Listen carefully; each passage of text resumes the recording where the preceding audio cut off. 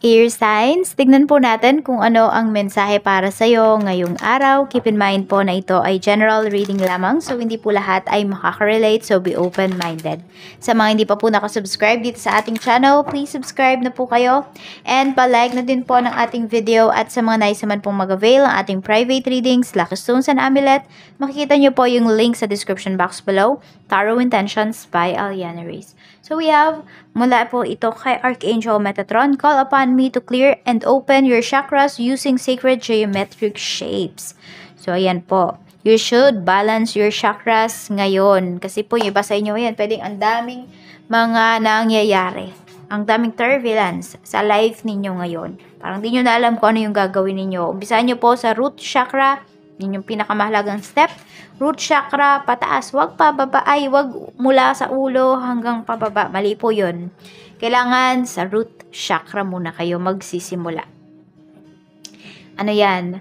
Dahan-dahan lamang yung pag-activate ninyo or yung pagbabalance po ninyo ng inyong chakras. Wag nyo yung bibiglain. We have, actually meron tayong meron akong video na ginawa, this year lang din yon, about sa chakras. Ayun, o parang usapang chakra yata yung yung title nun. So, kung tignan nyo kung ano yung mga signs ninyo, baka maka-resonate pa rin po kayo doon kasi timeless naman yun. So, yan, pasensya na po kayo.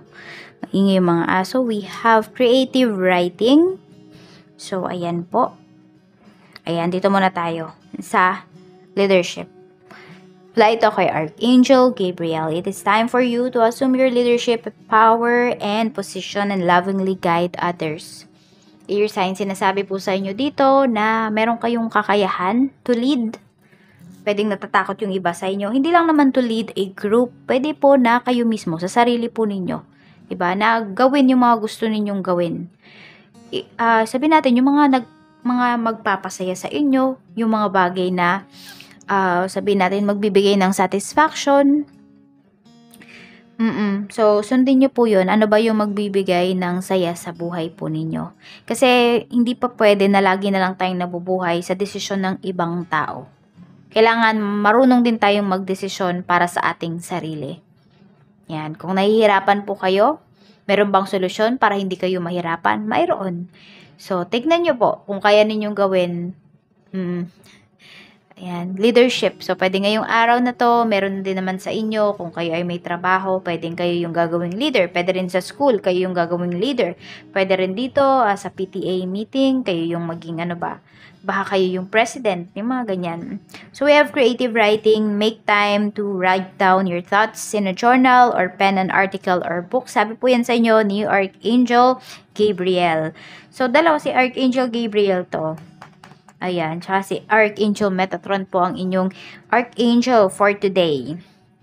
So, sulat nyo, air signs, yung mga parang mga ideas po ninyo, mga panaginip ninyo, lahat ng nangyayari sa life ninyo, basta yung mahahalaga ba, yung mga ganyan. Yung feeling mo may meaning, sulat mo po yun kasi pag once na binalikan mo, parang mas maiintindihan mo kung ano ba yung nangyayari sa life mo. So, tingnan natin, Spirit Guide. Meron dito sa inyo parang nakapanaginip kayo ng numbers. Kaya isulat nyo talaga. Once na nagising kayo, ayan, sulat nyo kaagad yung mga numbers. Alagaan nyo. Tignan natin, Spirit Guide, ano pa po yung mensahe natin. Mayroon tayo ditong a blessing to shield and safeguard you. So sabi ko nga sa inyo, mayroon dito turbulence sa life po ninyo. Ang daming gulo ba? Chaos. Yun yung nakikita ko kasi dito, air signs.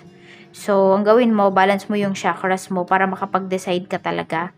Ayan o, yung iba po sa inyo, pwedeng merong mga tao dito na nag-evil eye sa inyo. Air signs. So, kaya naman talaga, air signs, nako. Balance yun na yung chakras ninyo. Do some protections. Evil eye. Black tourmaline. Yan po. Yan yung mga pwede ninyong gawing protection. We have a blessing on your creativity. So, ayan. Iba sa inyo, kaya mapipili talaga kayo na mamuno sa isang organization, sa isang group. Kasi po, ayan, nakikita nila yung pagiging creative mo, yung pagiging, nandun kasi, pag ikaw may ginagawa, air signs, binibigay mo talaga yung puso mo. So, nakikita yun ng mga katrabaho mo. Kaya, minsan merong mga tao dito sa trabaho na ikaw talaga yung gusto nilang maging leader. O ikaw yung talaga yung gusto nilang maging parang makasama sa grupo. Kasi alam nila na hindi mo sila pababayaan. We have a blessing for a fresh start. Ayan. So, meron dito. Pwedeng gumagawa nga talaga kayo. Nagsusulat kayo ng journal. Pwedeng may mga magagandang mangyayari po sa life ninyo. O kaya naman pwedeng nasa bagong lugar. Nasa bagong trabaho kasi yung iba sa inyo. Or may mga sisimulan or may mga nasimulan po kayo dito. Tingnan natin. So, yan. Meron din dito. Pwedeng meron kayong pinag-aaralan. So, parang kailangan na-refresh talaga yung isipan ninyo or nare-refresh po yung inyong isipan dito sa inyong mga pinag-aaralan ngayon. Para kasi meron lang kayong binabalikan. Siguro yung iba sa inyo, air signs, baka sa mga anak po ninyo, ganyan, o kaya baka may re-reviewin kayo ngayong araw. So, parang ayan, unti-unti, habang binabasa nyo yun, nare-refresh yung isipan po ninyo. Tignan natin, so, itong mga take down notes na to, pwedeng baka meron kayong nire-review. Tignan po natin, ano pa yung mensahe spirit guide, ano pa po yung mensahe natin for air signs, Gemini, Libra, Aquarius, Sun, Moon, Rising, and Venus ngayong araw. Tignan po natin. Ano pa yung mensahe natin, Spirit Guide? We have King of Swords. Meron tayo ditong 9 of Wands. Nakikita mo, parang may mga tao talaga dito. Oh, na ikaw yung gusto nilang makasama, air signs. Yan, no? King of Swords, this is your energy. Yan. Madami dito. Parang, uy, sa amin na si si air signs, ganito, ganyan. Air signs, ikaw na yung namin yung leader namin pagdating dito sa group natin, ganyan-ganyan, ikaw na. So, parang alam mo yun, parang minsan nga may mga nagde-decide dito. Parang sila yung nagde-decide pagdating dito sa mga gagawin mo. Yun lang, air signs. Pero alam mo, ayun, no, meron yung iba sa inyo dito, tignan natin. Okay, we have the lovers. So, maganda po yung connections mo ngayon with your co-workers. Ayan, even sa boss mo din. Air signs, pwedeng merong nagkakagusto sa'yo dito pagdating sa trabaho. So, yan naman, hindi mo naman yan mapipigilan kasi, air signs, siguro malakas yung charisma mo pagdating sa trabaho, ganyan. Tapos yung iba kasi sa inyo, pwedeng ang bait-bait nyo po, air signs, pagdating sa mga co-workers, kaya nagugustuhan ka talaga nila. Parang alam mo yung attracted sila sa'yo. Ayan, attracted. Siguro, sabihin natin, hindi naman sila manliligaw sa'yo, or hindi naman sila poporma sa'yo, air signs, pero nagkakagusto sila, humahanga sila sa'yo, air signs. Ay, hinahangaan ka nila. Tignan natin, pagdating naman po sa negosyo, we have Queen of Cups. Mayroon tayo ditong The Hermit. At mayroon tayo ditong Knight of Swords. Ayun. So, nakikita ko naman sa'yo dito, air signs, pagdating sa negosyo mo, is merong nag-ano sa'yo dito. Tignan mo, nasa likod mo si The Hermit. So, this could be your father. Ayan po. Pwede rin naman na someone na parang tawag doon, mentor. Ayan, mentor nyo po ito. So, parang hindi, sila sabi niya na mayroon kang dapat i-grab dito na opportunity pagdating sa iyong business. So, parang lang kasi, i-grab mo, pero pag-aralan mo daw muna, air signs. Or, could be sa'yo yan ino-offer, ikaw yung nag-ano dito, parang tatanong ka. Hinihingi mo yung opinion ng mentor mo, air signs. So, yun, baka ganun nga. Meron kang hinihinging opinion dito from your mentor.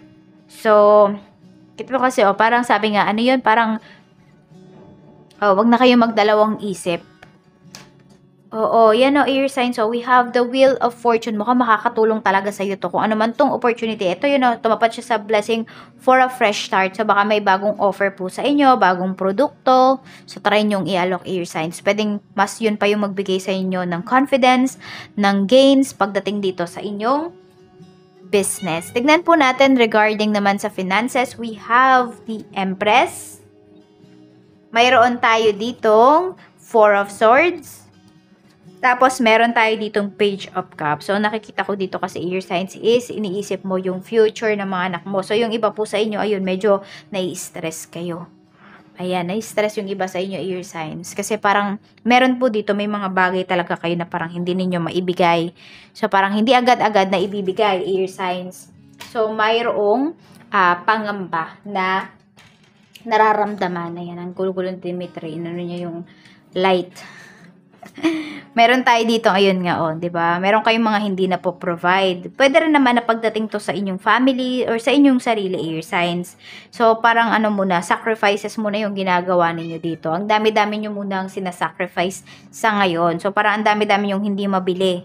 Hindi mapagtunan ng pansin kasi medyo yung iba po sa inyo is short kayo pagdating sa finances. Or kung hindi man kayo short, air signs is tamang-tama lang po talaga yung inyong kinikita para po dito sa inyong mga pangangailangan. So parang yung mga luho is inaalis muna yan ngayong araw. Tignan po natin, pagdating naman sa love life, we have Knight of Pentacles. So parang ito, meron dito parang nagdadalawang isip, walang tiyaga air sign. So ayan o, Four of Pentacles. So, kaya nakikita ko dito air signs. May isang tao dito na parang wala siyang tiyaga. Hindi siya nag-e-effort pero ayaw kanyang pakawalan. Yun yung nakikita ko dito. Parang pwedeng meron po dito dalawa kayo na pinamimilian ng taong ito. So, air signs, mag-ingat ka dito sa taong to kasi pwedeng pa-fall siya pero hindi ka naman niya sasaluhin. May ganyang mga tao talaga air signs. Kaya ayan, pag-isipan ninyo or wag kayo basta-basta magiging marupok. Ayan yung sinasabi sa inyo dito ni Universe. Tignan natin kung ano pa yung mensahe. Spirit guide, we have not today. Ayun nga, tignan nyo. Parang, 'di ba? Kayo, gusto nyo mag-start ng conversation with this person. Yung person na to umiiwas. Pero pag once na move on na kayo naman yung ginugulo niya. Not dealing hurt, avoiding a conversation. So, yun. Pwede rin naman nagagalit yung taong to, pero hindi mo alam kung bakit ba siya nagagalit. So, alam mo yun, hindi mo siya maintindihan. Ayan nga, meron ngang ibang tao na lumalabas dito. Ibig sabihin po, air signs, hindi ka nga lang nag-iisa sa buhay ng taong ito. Kaya parang ganyan, pag ayaw kanyang kausap. Bakit? Kasi may choice siya. Pwedeng meron pa siyang ibang pwedeng kausapin. So, tignan po natin ano ang mensahe para sa'yo. Air signs, okay? Ano pa? We have karmic relationship. Ayun, air signs. Yung iba sa inyo, karmic partner nyo pala yung taong to. So, mayroon lang yung lesson na gustong ipaintindi sa inyo. Air signs. So, fleeting triggers, turmoil. Di ba sabi ko nga sa inyo, parang ang dami-daming nangyayari sa life ninyo ngayon. So, yun, isa na din siya. Isa na din yung love life po ninyo. Letting go and loving you. So, ayan lang po. Maraming salamat, air signs. And see you again tomorrow. Ang lucky number nyo po pala ay, we have number 19, 45, and we have 34. Bye-bye, air signs!